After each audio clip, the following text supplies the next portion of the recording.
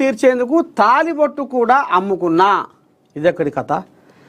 కుమారుడు చూస్తుండగానే కట్టేసి కొట్టారు. దివ్యాంగురాలైన కుమార్తె పింఛను సైతం వాళ్ళే లాక్కుంటున్నారు. బట్టలు చించేందుకు ప్రయత్నించారు. కుప్పం ఘటనలో బాధితురాలు శిరీష. అప్పు తీర్చేందుకు తాలిబొట్టు కూడా అమ్ముకున్నాను. చివరకు నా కుమార్తెకు వచ్చే 6,000 పింఛను సైతం వాళ్ళే లాక్కుంటున్నారు. అయినా వాళ్ళ ధనదాహం తీరలేదు. చివరకు నన్ను నడి రోడ్డుపై ఈడ్చుకెళ్ళి చెట్టుకు కట్టేసి బాకీ తీర్చాలంటూ దాడి చేశారు అని చిత్తూరు జిల్లా కుప్పం మండలం నారాయణపురం గ్రామానికి చెందిన బాధితురాలు శిరీష కన్నీటి పర్యంతమయ్యారు. అదే గ్రామానికి చెందిన టీడీపీ కార్యకర్త ముని కన్నప్ప, అతడి కుటుంబ సభ్యులు శిరీష అనే మహిళను భర్త చేసిన అప్పులు తీర్చాలంటూ చెట్టుకు కట్టేసి దాడికి పాల్పడిన ఘటన విదితమే. తీవ్రంగా గాయపడిన శిరీష ప్రస్తుతం కుప్పం ఏరియా ఆసుపత్రిలో చికిత్స పొందుతున్నారు. మంగళవారం ఆమె మీడియాతో మాట్లాడుతూ, నా భర్త పేరు తిమ్మరాయప్ప, మాకు 2 కుమార్తెలు 1 కుమారుడు ఉన్నారు. మేము బాగా బతికినోళ్ళమే. మాకు జేసీబీ కూడా ఉండేది. తమ్ముడు చేసిన అప్పులు తీర్చేందుకు నా భర్త 16 లక్షలు అప్పులు చేశాడు. జేసీబీని అమ్మేసి కొంతవరకు అప్పులు తీర్చాం.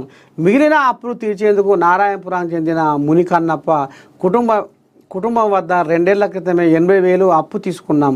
వారికి ప్రతి నెల 100కి 5 నుంచి 30 వరకు వడ్డీలు చెల్లించాం. వడ్డీలు అయితే కట్టాం, కానీ అసలు మాత్రం అలాగే మిగిలిపోయింది.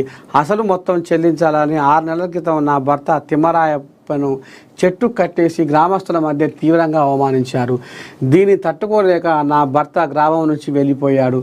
అప్పటి నుంచి వికలాంగురాలైన నా పెద్ద కుమారుడు మరో కుమార్తెను మా అమ్మ వద్ద వదిలి నేను బెంగళూరుకు వెళ్ళాను.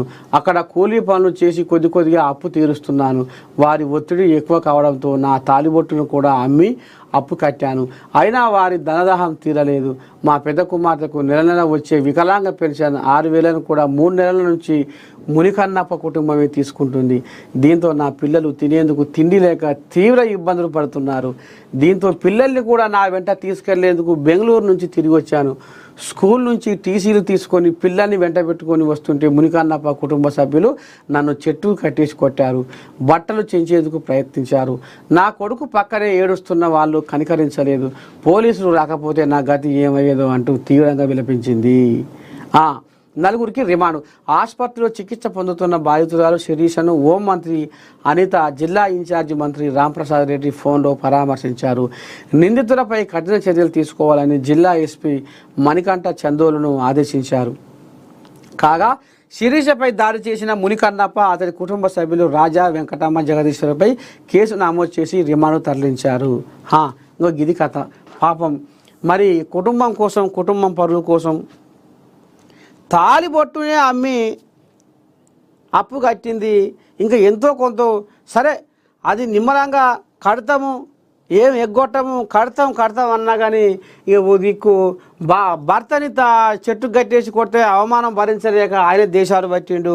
ఇక ఇప్పుడు ఈ తల్లి కూడా పాపము ఇక మరి వికలాంగురాలైన బిడ్డ పెన్షన్ కూడా తీసుకుంటారు. ఇంత అప్పు ఇచ్చిన పాపానికి అప్పు ఇచ్చినందుకు ఇక అది కొంత తీర్చుకుంటూ వస్తున్నాము. నీ రుణం ఏం పడిపోము, కడతామన్నా కానీ ఇక ఈ మునికన్నప్ప కుటుంబ సభ్యులు వీళ్ళను విచ్చలవిడిగా ఇక పాపం మళ్ళీ ఈవెన్ కూడా నా పిల్లల బతుకు ఆగమేటట్టుందని చిన్నగా బెంగళూరు తీసుకొని పోతుంటే ఇక ఈ రకంగా అంటే అప్పు చూడరు, ఎంత అప్పు పానానికి ముప్పు అనేది ఇంకో ఈ రకంగా ఇప్పుడు అర్థమవుతుంది. ఇక మొత్తానికి